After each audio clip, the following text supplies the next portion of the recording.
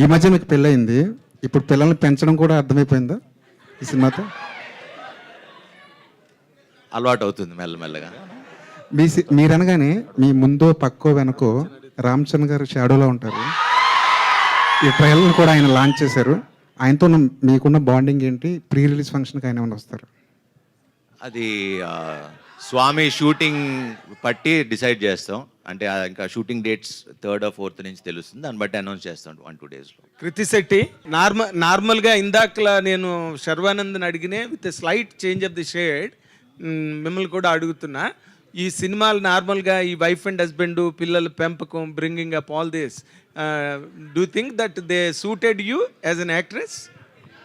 అదే అండి, శర్వ గారు చెప్పినట్టు ఈ సినిమా చూసాక మీరే ఈ సినిమాలో ఉన్న ఫ్లేవర్, ఆ క్యారెక్టర్కి ఉన్న ఫ్లేవర్ కొంచెం డిఫరెంట్గా ఉంటుంది. అది ఎలా డిఫరెంట్గా ఉంటుందని మీకే అర్థమైపోద్ది సినిమా చూసాక.